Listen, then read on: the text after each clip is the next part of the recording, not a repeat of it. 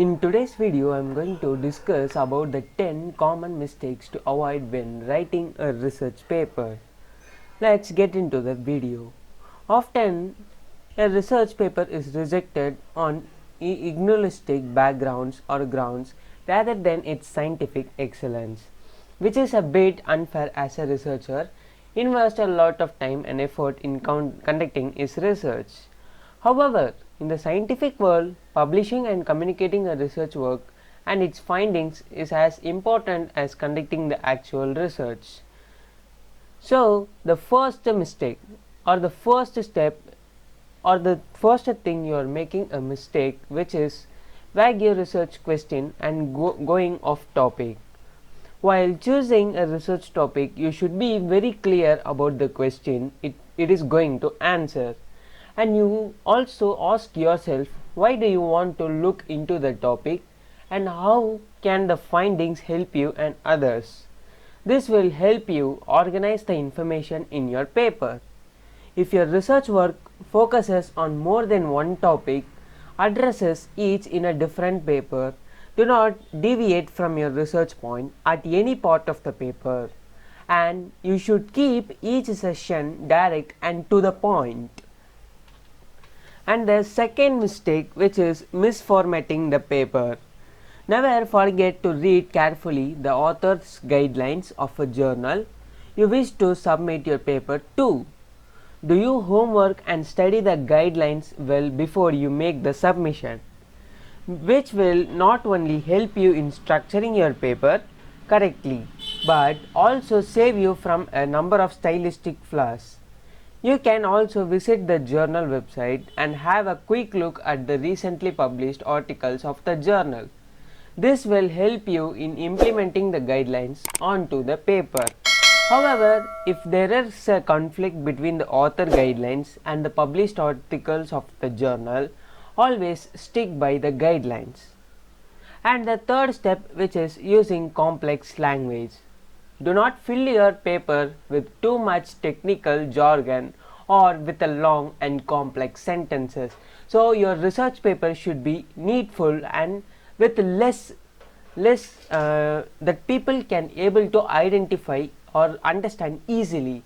So you have to think from the reader's perspective and keep your tone as simple as possible. This will help you to retain the reader's interest into your paper. Do not go overboard with the writing and avoiding being redundant. If at all an expression need to be explained more than once in your paper, you should be creative and consult a thesis. And the fourth one, which is the poor abstract. Never stretch your abstract beyond the stipulated word limit. It should highlight only the significant points of your work, covering the essence of each session in a clear and concise way.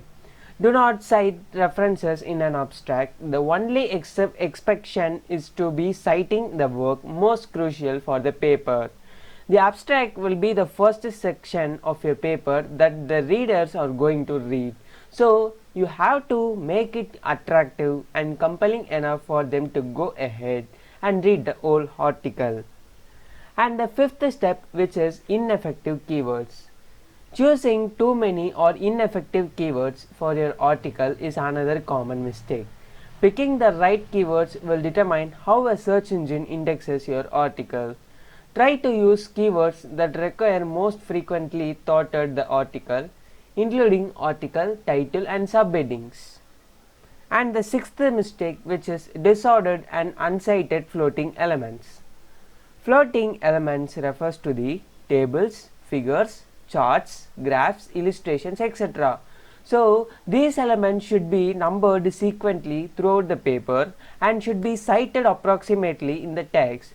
And also you should always acknowledge the original source of the element if any of these have been adapted from a different source.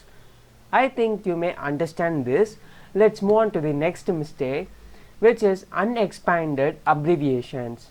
Unexplained abbreviations can be a little confusing for a reader, because the general rule is to provide the full expansion or the explanation at the first occurrence and use the abbreviated form at all the subsequent occurrences.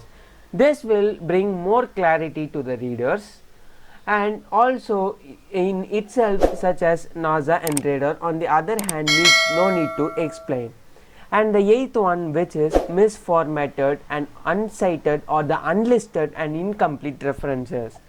The three most important things to remember when dealing with references. The first one, which is formatting them all consistently as per the required journal style. Listing each reference cited in a text at the end of the article, and vice versa, citing each listed reference in the text. And the third one, which is providing complete reference details. So you should provide complete reference details if available. Doing this will improve the discoverability of both your research and the cited references. And the ninth one, which is untranslated metadata for non-English papers. If you are writing your paper in a language other than English, you don't forget to provide the English translations for the article metadata. This mainly includes the paper title, author name, author affiliation, abstract, keywords, and the list of references, etc. And the last step is, which is the most important step, which is not proofreading your paper. So you are not proofreading your paper, and also you never forget to proofread your paper.